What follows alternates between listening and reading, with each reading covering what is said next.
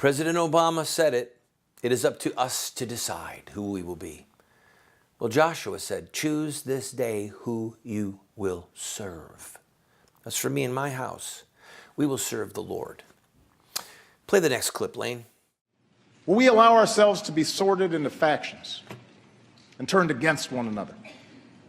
Or will we recapture the sense of common purpose that has always propelled America forward? Okay, will we be fragmented? Notice the emphasis that he's putting on unity.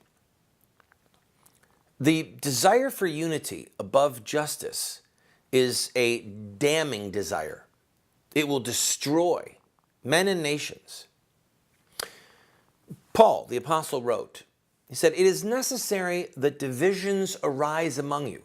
He said, it is necessary that divisions arise among you, so that those who are approved of God might be made manifest, shown forth.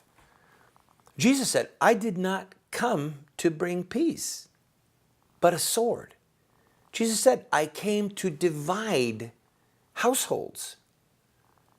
On the day of judgment that Matthew talks about in chapter 25, he divides, he separates the sheep and the goats. There should be division. And when somebody like Obama says we have to have unity and we don't want division, what he is saying is that he wants those of us who disagree with him to shut up, to not stir up trouble, to not denounce his agenda, to stop the hate, stop hating. Don't fall for it. You can be unified and be slaves. All of us have to agree together that we're going to bow our knee and submit. We've got unity. No. No. I choose justice over unity. I choose life and liberty over unity. I choose truth over unity. Now let's keep going. He said he wanted to restore the link to hard work and success for every American. I think that's great. But when he said those words, he didn't mean what you or I would maybe mean. What he meant was, we want to have government largesse. We want to steal from the rich and give to the poor, and if they'll work hard at their grades, remember he said that last time in the speech? If they'll have good grades, that's the hard work, then we'll let them take more government money, and we'll give them more government benefits. So when he said hard work, he meant stepping and fetching according to the rules that Uncle Sam gives us.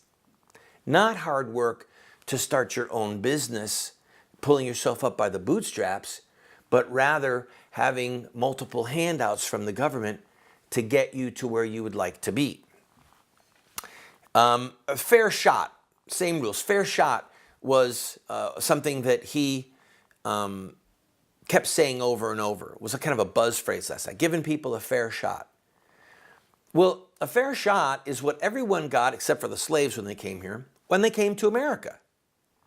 The fair shot meant you could go and try and blaze a trail in North or South Dakota or in Nebraska when the government was giving away land, and you could have a quarter, 160 acres of your own. If you lived there for 5 years and you tamed the land and you had a certain number of acres that were under plow, that was your fair shot.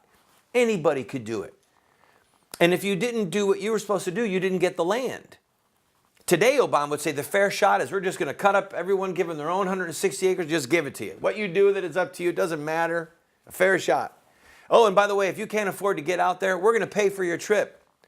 If you can't afford to build your little shanty to live in, we're going to give you the money for that. We're going to take it from the rich back east, back in New York and Philadelphia. They didn't want to come out where you are, but you're going to get your fair shot. We're going to take money from them to give it to you. He's rewriting the words. He's redefining the words. It's a corruption of our language, and it's a corruption of the American dream.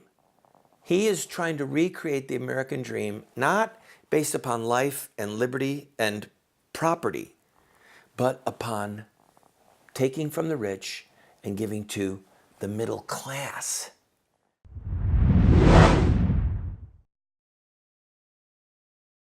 Do you want to get America out of the hands of wicked and unjust men and women who are destroying the republic before our eyes, and put leadership back into the hands of righteous men and women so that we don't die as a nation?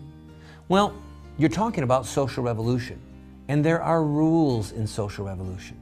We can look at the victorious social revolutions of the past, such as the end of slavery, the end of child labor, women's voting rights, the end of segregation, and so much more, and learn from their victories. Look at their actions, their images, their rhetoric, their sacrifices, and their final fruit. We will send you this series that originally cost $129, 7 books for students, 1 teacher's guide, if you'll give a gift of any size and just pay for shipping and handling. Take advantage of it today.